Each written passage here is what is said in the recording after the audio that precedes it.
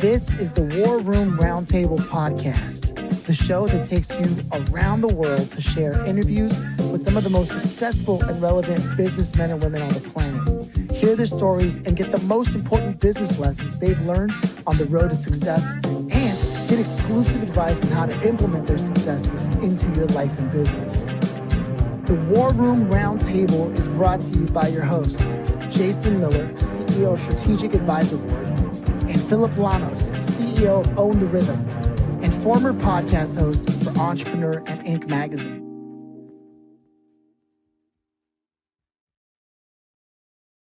Welcome to the War Room, Andrew. Andrew, how you doing? Doing well. Thanks for the invite, and excited for our conversation today. Yeah, man. I have here the bio, 22-year veteran of the Boeing company to grow to a low-level executive role. You've worked in entrepreneurial environments pretty much your entire career. We were talking before we hit record about the photography. That photograph in the back there specifically is one of many you've taken of some awesome jets. So it makes it really interesting when suddenly I want to turn around and ask you the traditional question on the show, which is, do you yourself come from a family of entrepreneurs? No, absolutely not. My father was the first person in his family to go to college. He went to Stetson University and did it on a baseball scholarship. He's in the Illinois State Baseball Hall of Fame, and was pitcher and captain of his team. So, entrepreneurship hasn't been deep in the family. Matter of fact, when I announced after I got laid off from Boeing that I was going to do what I'm doing today, he kept pushing on me to go back to the corporate world. Matter of fact, he was willing to ship me back to Germany. He asked me who's the closest competitor to the area of business he did with Boeing. I said, well, it's a division of Lufthansa and they're headquartered in Germany. Well, have you called them? I said, Dad, you're in your mid 80s. I'm only 45 minutes away. Last thing I want to do is move away from you guys now at this point in season of your life, right? So, no, I'm a little bit of a, I don't know, what would you call it, black sheep or whatever? Out there at the tip of the spear when it comes to entrepreneurship within the company. Yeah, man. It's there's something interesting that happened in the way you just share that. It sounds like you're close with your dad. Like there was a long time relationship. I mean, just knowing that he was willing to. He's like, well, how can we solve this? And he's scrambling for you, and you're like, hey, man, I'm worried about you. He's always wanted to solve problems for me, and I've had to learn in life to sort of push back. Dad, I'm not a child anymore. I can take care of myself, kind of thing, right? But I know he cares. I know he loves me. I know he cares. I say it with a smile and just be on my way. Like my dad said, "You're always my child, no matter how old you are." Exactly. I think my dad literally looks at me and still sees me like I'm 8 years old. Mm-hmm. Yeah, in some ways you still are, because you're the child. Yeah. Yes. We don't lose that instinct when, our children hit 21. We don't lose the instinct, it doesn't check out and we become something different. It's always with us. Well, my wife always says, well, you're a boy, so you never make it past the age of 12 up here anyway. So there's some truth to that for me, for sure. So you have these strong family ties. They're pushing you to go out and venture off into this other part of the world for another stint, another career stint, and then you, like you said yourself, know that you're the black sheep and you're going to do things differently no matter what everybody tells you. So what happened? Is this how you fell into photography, or has photography itself been sort of something that was always part of your life? It's been part of my life since a teenager. So I was my high school's sports photographer for the yearbook and the newspaper, as well as the local newspaper. I taught myself how to do black and white film photography, which was, the way it was done back in the 70s or so when I was doing it. And I've loved the hobby. It's just been a hobby for me, although people keep pressing me to put it out on a website and sell the stuff, which I may do one day, but right now I've got other focuses. But it is organically grown. My singing organically grown since my 20s. I picked up the guitar, taught myself how to play it, over the last 7-8 years, because I wanted to expand my music capability. So everything I knew. So on the Boeing side, it was I built a business from scratch, helping governments with airspace design, flight and ground operations, bringing GPS on board, start using GPS as a means of navigation. The airlines and our customers, as Boeing, had been buying equipment and weren't able to use it, and they were screaming about it. So they asked me to build a consulting practice from scratch to go help the governments bring it on board. I didn't know the first thing about airspace design. I taught myself all of it. I pulled out all the books and so forth. And the second entrepreneurial company that I worked for, once again, I built from scratch software that automated the process of building all these protective surfaces, as they call them. That is part of the process of building a safe approach procedure or an en route airway or whatever it may be. That's part of the highways in the sky, so to speak, that's up in the air. So everything I've done in my life, I've done on my own, teaching myself, and so forth. Yeah, I mean, I don't come across many people that are autodidactic in that way. Mhm. So I think it's really peculiar to have a chance to dig into that. And from what I know, most entrepreneurs, in one way or another, do tend to be self-learners, going above and beyond to keep learning as part of their lifelong journey. For you, what is it that drives your learning? Is it just the next opportunity that comes along the way? I doubt, and I hesitate to say that, given that I know how varied your background is, but in particular with business, what seems to drive your learning there? It's just developing a growth mindset, and a big thing for me is my purpose, is my why. That's why I stuck with entrepreneurship, is living out my purpose. Why I think I was created on this earth was to be a servant leader and to leave a legacy, to make an impact in the world. And I think for me, that's the best way that I can do that, is to be an entrepreneur. Yeah, man. I mean, building software from scratch and just being in technology in general, and one of the most pervasive industries of our lives, which is the travel airspace industry, and that is like that, all that shapes people's lives, and you've been a part of being able to impact that. Is that how you look at it, or for you was it just another learning project and you were like, oh, it's pretty fascinating? And then no, what got me out, I have had the blessing of traveling around the world.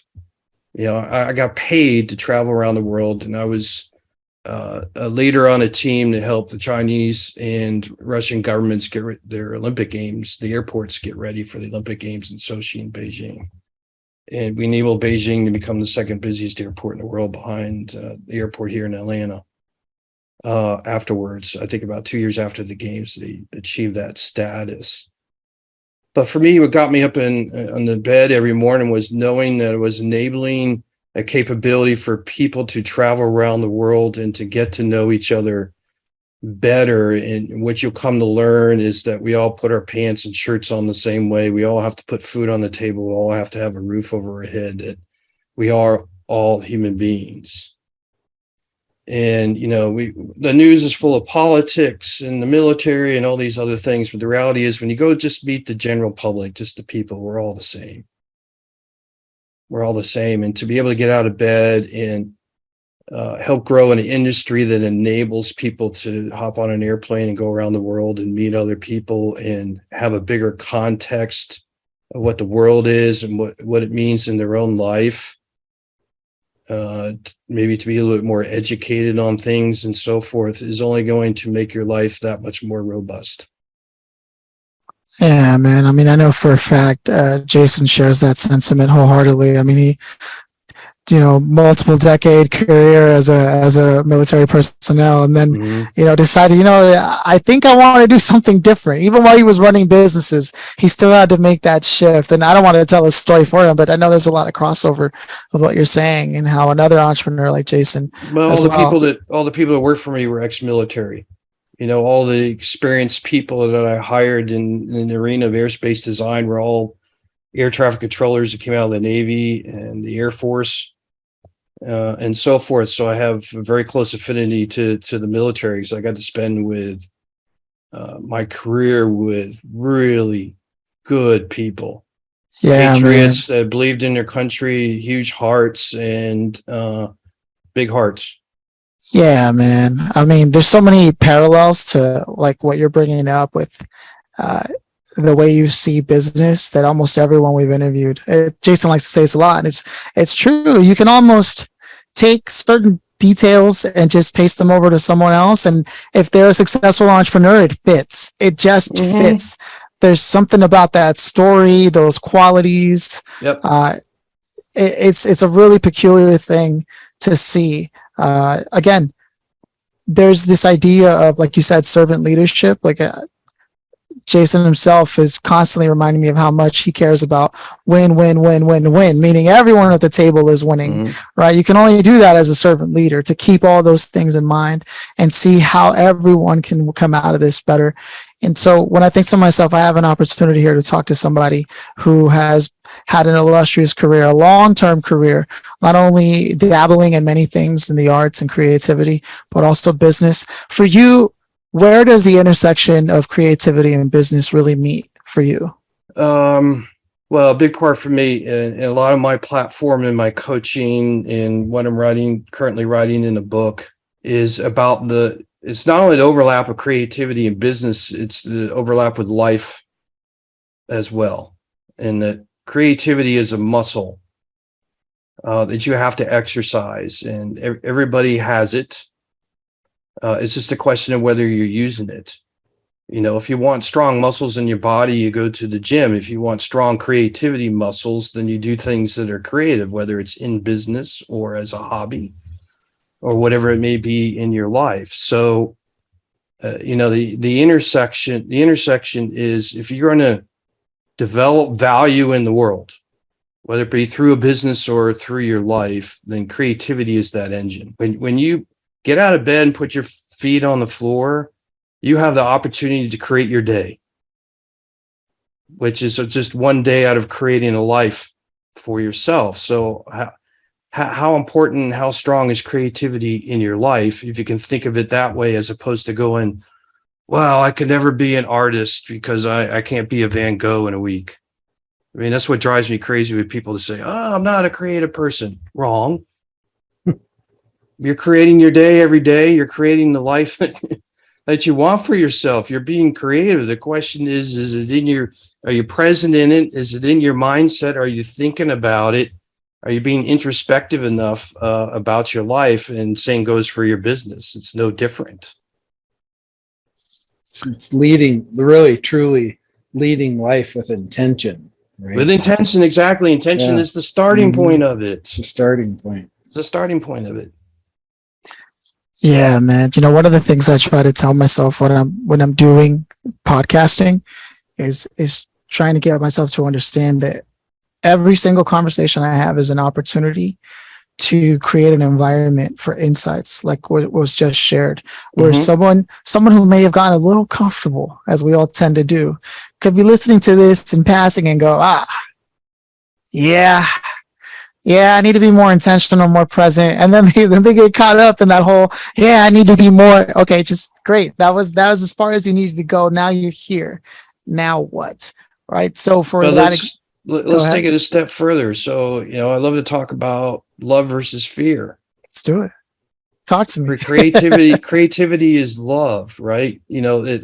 Creativity basks in love. So if you have fear in your life, it's a roadblock, right? It's a stopper. It's a disruptor.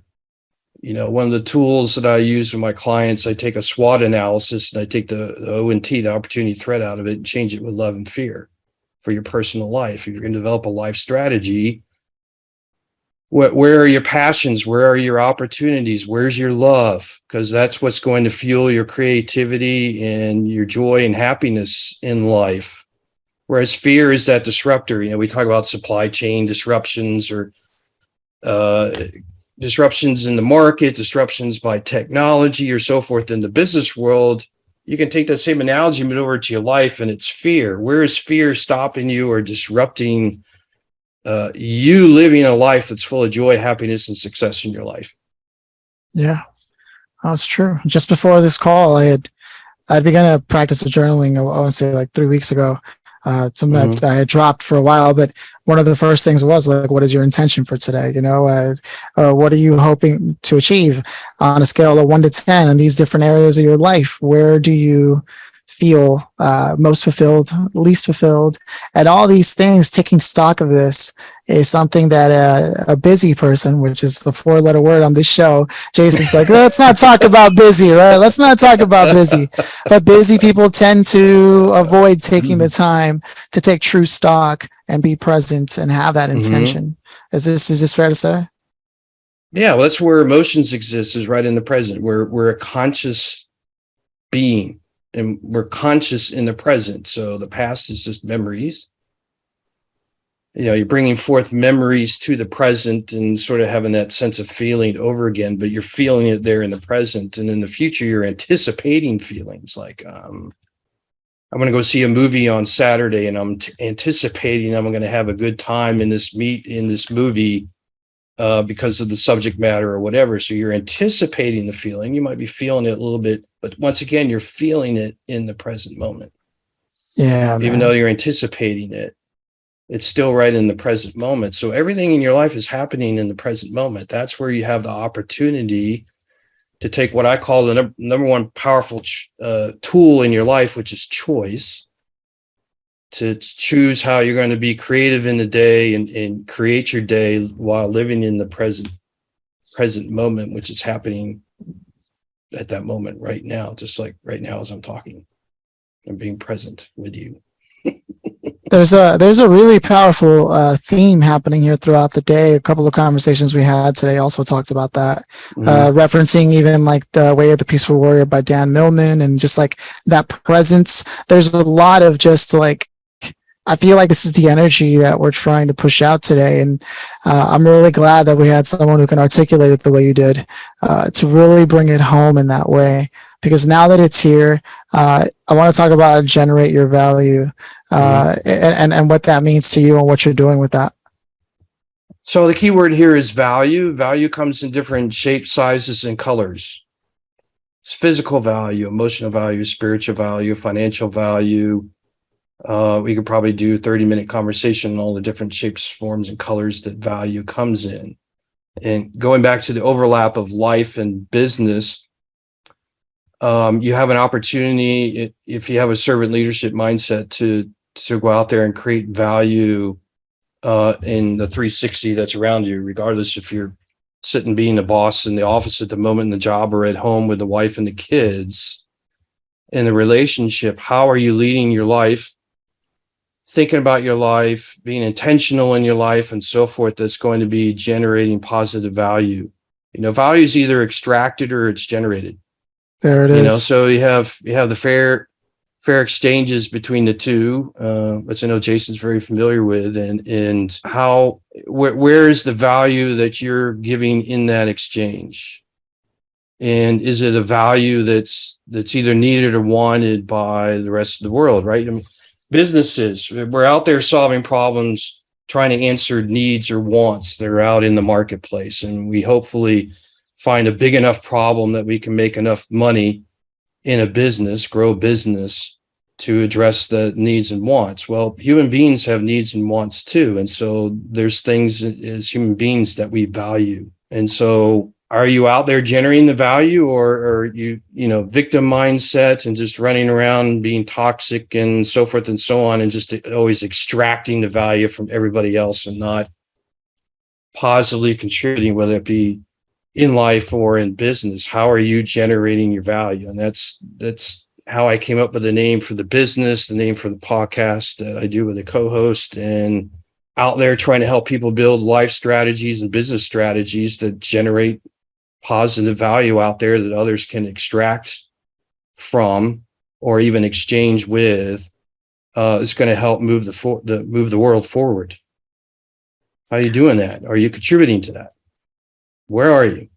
Yeah, man. There's something to someone who's willing to give, someone who's generous as a leader, who has done the work before they go out into the world. I think it was the 7 Habits of Highly Effective People that said every public victory is first a private victory, right? And there's and it seems like that, like you've done a lot of work on yourself before coming out to the world espousing ideas, and everyone knows the difference between what you've just shared and how potent that was, and someone who goes, I'm going to be a thought leader, and then they start posting away on social media and everything else, and you're just thinking to yourself, like, might seem like great ideas, but the way it feels, the way it comes off, the way it comes across, you can tell it hasn't become a private victory first, and it's just public content that didn't have that depth. You didn't plant a seed or water it. You bought a plant from the store and threw it at someone, and that's literally the difference in what it feels like. And I feel like if anyone's listening to this, they're lucky to sort of be able to get an insight as to this idea of generating value, because it's super important that people do that work before they go around saying that they have a value prop in their business or what have you. Yeah. So one of the things that gets my ire up in the world is just bad leadership. I mean, I've had to be around it, seen results from it, got laid off from it, and so forth. And so that's part of what I want my legacy to be out there, is to help build leaders that understand those concepts and that the decisions that they make have impact in people's lives. And so is leadership to you just I get to have a title in a corner office and make a really good salary and do things for my family? Or is the why you're a leader is that you want to be a servant leader and make a positive impact in people's lives? And that's what's driving your decision making. You understand that love and fear exist in your decision making, in your life and in business. And are you thinking about that when you make the big decisions? I had really bad self-esteem in high school and college in my early 20s, and I did the work. Hours in therapy, reading self-help books, practicing my leadership, asking for feedback all the time. I did the work.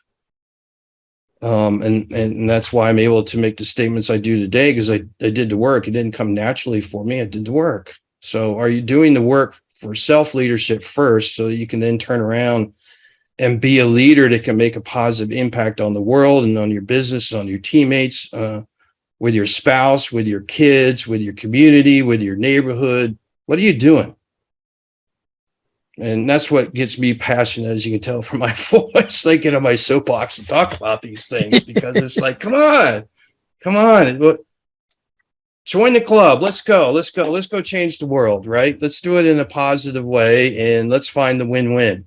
Are you a leader that sits across the table and you get a new employee and you immediately think of the win-win? They're investing their time in me as a leader and in our business. They chose us as a business. So you turn around on your win side and helping them to grow as a person and an employee, such that together you can get the results that your upper management is looking for. Is that your mentality and your tension every day you get out of bed, or is it something different? Yeah, I got to tell you, I could talk about leadership for the next 5 hours, but I won't get on. Let's do it. I won't get on that. I'll pull out the bourbon bottle. Let's go. Yeah. but I mean, this is the only thing I'll say about leadership is there's only 3 things that have stuck with me my entire life, and that is, if you provide purpose, direction, and motivation, those are the 3 key elements for good leadership, right? And if you're firm, fair, and consistent, if you're those things right there, you will knock it out of the park as a leader. That literally is the military's mantra, what I just said, of how they conduct leadership. Those 6 things right there. But more interestingly than leadership, because I don't want to get on that soapbox, is this idea of extracted or generated value, right? Because I see it all the time where people just take, they extract constantly. It's a constant extraction from their side. And then they never give anything back to the greater good. And I don't know how many times I've said this over the last month or two, and that is give value for as long as it takes, right? And be a giver, because all of that will eventually come back around in spades, right? Because those that extract, you know, yeah, they may get back, but it won't nearly be on the level of somebody that is just a solid giver and constantly wants to help change, leave a footprint, not a legacy, a footprint. Legacies, local footprints around the world. And so I like that tie-in that you meant between extracted or generated value. And I think we coined something new there. Perhaps. Well, just think about the people that motivate you and inspire you in the world. Do you think they're extractors? No, of course they're not. They're just givers, generators. Absolutely. It's a great conversation. Yet another one we could go down the rabbit hole for about 40 minutes. I mean, just it's funny. I was a long time ago, I had started writing a book that did not get finished, Story of Everyone's Lives, right? And one of the first things I thought about bringing up was related to this idea of like, and I use the metaphor, when you say someone's on fire right now, man, they're on fire. They're literally generating heat, right? They're generating, producing. This speaks to that very thing. And you're either waking up every day looking to generate and create and produce, or you're consuming most of the time and looking for other ways to consume while you consume what you're consuming. That's a lot of consumption. There's a lot of consumption. I mean, social media is literally designed to keep the consumers busy. Literally. Right. Distracted, more like. And by the very nature, that's what creativity is, right? Creativity is the engine or the art, if you will, of generating value, whether it be a product or a service or something artistic or whatever. It's the engine behind it. And the engine behind creativity is love. Yeah. Which is why you keep bringing it back. There's really only two paths. You're either coming from a place of love, which if you were to define love as generous, which it usually has that quality, well, there you are. It's giving, whereas fear tends to be scarcity mindset, and you know, there's not enough. Distracting. Yeah. No, man, it's funny. We basically took the atom and split it and said, how much further can we go here? You know, but at the end of the day, these qualities are fundamental to successful entrepreneurship and what that means. And being an entrepreneur is more than just running a business. That's why it's called entrepreneurship, but not business owner, right? There's leadership that's involved. There's creativity, as we talked about, and owning a business and being able to be a good person in society so that the things that you do sort of go out. And there are people who may start off that way and then get tainted through their success or what have you. So it's really refreshing to see the level of integrity that you're bringing to what you're doing. And I want to roll out the red carpet. Where can people, preferably in the way that you prefer, where can they connect with you and learn more about what you're doing? The best place is my website, www.generateyourvalue.com. My co-host Zach Levy and I are about to crank up season 3 mid-September of our podcast, once again called Generate Your Value. It's out there on all the major platforms if you want to keep hearing conversations like this one out there about life, leadership, and business. So those are the best ways to connect with me. If you're a photographer, you can go see my stuff on my Instagram page at Airspace Dude. Yeah, man. With that said, there's really only 2 pieces of business left on this show. The first one being, if you could go back to your younger self, and knowing what you know now about, let's just say, even when you first started doing this work, you were talking about how, the self-esteem was at an all-time low, but you decided to step into the feedback loop. But knowing what you know now, being on the other side, what would you say to someone who is where you were once, kind of doubtful, in fear, if you will? How can you show them the path to love? Yeah, it would be a conversation centered around love and fear, but more importantly about the word power. When you're living a life of fear, like if you have a bunch of fear or self-esteem issues and you're worried about what other people think about you, you're handing your power to other people. Fear is causing you to do that. Whereas if you're living a life of love, then the power sits within you and inside you, and you're making the best out of your most powerful tool choice to go after the life that you want for yourself. And if you only have one thing to teach people, just that, what is that one thing? For me, that would be it. If somebody asked me, what's that one thing? If you can only teach people one thing, what is it? That would be it. That's pretty interesting, man. I literally had a dream upon waking. All I recall was my dream saying, we should have got him started on power a long time ago. So it's really odd that you bring that up. It's definitely something that I'll pay more attention to. With that said, before we go to the grand finale, I want to check in with Jason. Yeah, this whole, I'm telling you, this whole concept of extracted and generated just got my brain going wonky right now. Just thinking about it, because it's a great way to look at it, right? And it's a great way to look at not things through just a business lens, but a life lens too, right? And especially in a life lens, because you look at, so many struggle with this word work-life balance, which I don't think really exists anyway, but because it's more like a marriage Yes. than it is a balance. Because anybody that would say that their personal life is perfectly balanced, I'd probably call them a liar. Well, not probably. I would call you a liar, just because life isn't perfect. Period. No. Right. So why would you expect it to be perfect on one side and on either side, right? Because you have two red curtains. You have a red curtain behind your business and a red curtain behind your personal life. They're both at times complete chaos if you open them. It's like a freaking circus, and you go, oh crap. Yep, let me shut that up right now. Right. But that's just life. And the idea that if more people would just give instead of take, we can move the world.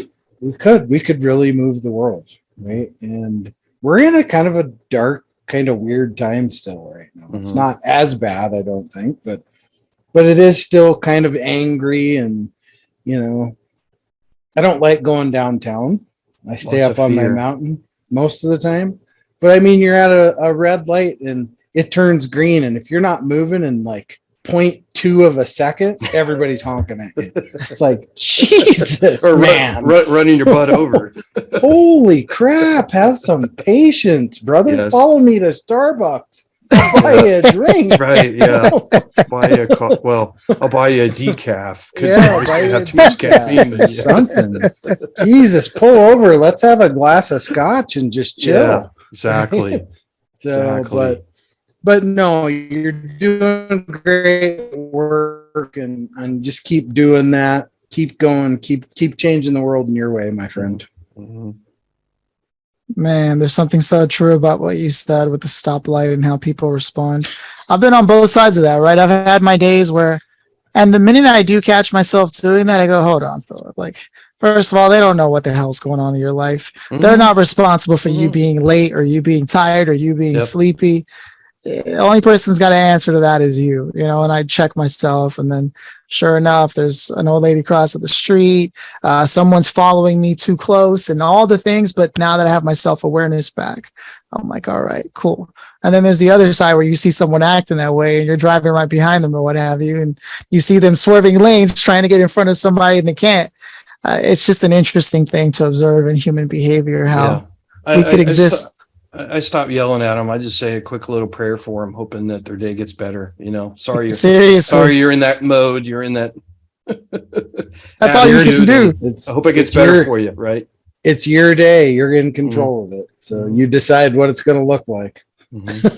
I've seen it all. I was at Starbucks the other day, and someone was like exasperated that there was a line at Starbucks, and they're like, "This isn't a McDonald's. You know, why are people getting food?" And I'm like, "Look, if you needed coffee that bad, you should have made it at home." Right? But I couldn't believe it. A lot cheaper for you too. Yeah, it's that kind of thing, man. But with that said, the grand finale for all the marbles, drum roll, if you will. If you could have invited anybody here today to contribute to the conversation, Andrew, who would you have loved to have invited ideally, and why them? I would pick Steve Jobs. You go back to our entire conversation talking about creativity and innovation and so forth in the business world. I don't know what his personal life was like, but in the business world, he's just a phenom. Would love to sit here and just pick his brain, because when you talk about the different color, shapes, and sizes of value, he always had that in his mind. I mean, when you look at computers, there's the functional value, right? Does it do spreadsheets and word processing and all those type things we take for granted today, and that's where most people focus. And you spend so much time on the look and feel of the computer, even the way it was laid out inside the computer, which 98% of the customers would never look inside of. I mean, the books I've read, the attention to detail that he had, because he was trying to generate as much value in the product and in the brand. When I just watched a 6-minute video last night on a speech he gave after he came back to Apple, and what he wanted to do with the brand. And he actually talks about what I just talked about, that we're not going to sit here when we're talking about our brand going forward, talking about the computers and the functionality. No, we're going to talk about the fact that the reason why Apple here is to work with the great innovators in the world, the people that actually change the world. And subconsciously he was saying, we're going to do that because that's what we do as a company and a brand. And we want to be in the same room with all the other people that think that same way and are innovators as well. That's our why. That's what we're here, is to be innovators. Period. Man. We happen to be in the computer industry, business, and so forth, but at the end of the day, we're an innovator the way we things do, and our brand is, and that's the way we want to think, and that's the people we want to surround ourselves with out in the world, the other different brands. Nikes of the world, that were the innovators in shoes and whatnot, that live out their why as an innovator and do their brand messaging as such. The Just Do It campaign, as opposed to getting in the nuts and bolts of a Nike Pegasus running shoe or whatever, right? It's just do it. It's more about the human beings and being athletic and so forth, and just going out there and doing it. But all of our videos are about runners and so forth, but at the end of the day, it's also a mindset. We're going to keep pushing you, just do it in your life. We're going to be part of it. We're going to be on the athletic side of your life, but in all parts of your life, just do it. And, no, you're right, that's what the brand and the message is about, And I want to say that the tagline was "Think Differently" or something like that. When he came back, and when they started doing their brand messaging again, it was about think differently, be innovative, be creative. And that's why those companies are so successful and the huge brands that they are, because they think that way, as opposed to getting into the tactics and the nuts and bolts about their product and service and what differentiates them. It's about taking it to a higher level and building a brand that's around their why, as opposed to the nuts and bolts of their product and service. That's a fact, man. I mean, I second everything you said. I think it's powerful, because most companies don't approach their marketing and their messaging and their branding that way, right? At the time, everyone was saying, "Oh, you can have a device that'll play that has up to 300 megabytes of storage, and this and that." And it's like, yeah, what does that mean to the everyday person? Well, they're the followers. Yeah. Whereas Apple was like, 3,000 songs in your pocket. That sounds a little different. There's a purpose behind. You don't know that you have that need or want. Exactly. And we're not going to tell you that you have that need or want, but we're just going to kind of subconsciously, let you think about it. And when you're ready, we're ready. We're here for you. When it finally hits, after we planted the seed and you think about it, you go, darn, why didn't I think about that? It's the perfect conversation of sales, actually. Yeah. Because, like they played off the emotional side of everything, right? Mm-hmm. Where they brought everybody another value else to the table. Everybody else always wants to play off the logic. Nobody cares about logic. Mm-hmm. You got to win the emotion first. The logic comes when it's in my hand and I get to mess with it and all the things and all that stuff. Now it's a logical tool. But before I got it, it was like, it emotionally jazzed me up, right? Because of the mission of it, right? Was this, and this. Every good company always ties it to something good, right? Mm-hmm. Whether you're saving puppies in Afghanistan or whatever the hell it is you want to do, right? But that's what connects with people. And then they get the thing, and then the logic kicks in. They're like, oh, okay, I can text, I can talk, I can, But once again, it was intentional, though. It was intentional that you were thinking about that value. I just had this conversation with one of my advisory groups, discussing value chain and strategy and so forth, and saying that about this whole conversation that there are different types of value. And I pulled out examples of a couple of businesses around the table and said, all right, let's talk about the value chain in these two businesses. What is the functional or logical value, as Jason was saying? And what about the emotional value? They don't necessarily walk out with it. It's not in their hands, if you're in the medical field or the service field. But what was the emotional value delivered during their visit? Did you make it easy? Were you easy to talk to? 100%. About the airlines. The airlines is a commodity business. They compete on the emotion. Yeah, but I don't know all airlines understand that. Definitely not. Certainly not right now. I was just waiting for somebody to say it. Definitely right now, but you know what I'm saying is you got to think of the different sizes, colors, and flavors of value, and where are you going to deliver? Are you going to be single-minded and only one, or are you going to think about the big picture and the 8 or 9 or 10 that you could compete on and make yourself unique and really be competitive in the marketplace? Because you understand value comes in so many different ways. Again, people can visit you at generateyourvalue.com. You've got a podcast, continually putting out conversations like this. I'm going to be checking it out myself. And it's been an absolute pleasure having you on. I'll let Jason close us out, Andrew. Yeah, gosh, what a great conversation. I think we coined some new phrases in this podcast today, which is great. You have to go back and listen 2 or 3 times, right? Listen 2 or 3 times. And if I tell you right now, if you're listening, you didn't get something out of that, we'll just pack it up and I don't know, go to Canada or something. I don't know. They don't understand English. Right. Absolutely. But hey, thanks for being here. Thanks for the invite. I had a great time, great conversation, and sharing that value. Yeah, it was a great time for sure. Cheers, man. Cheers.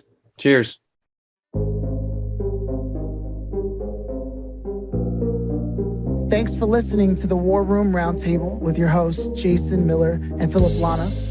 Please leave your feedback and visit strategicadvisorboard.com to get the latest and greatest business advisement on the planet.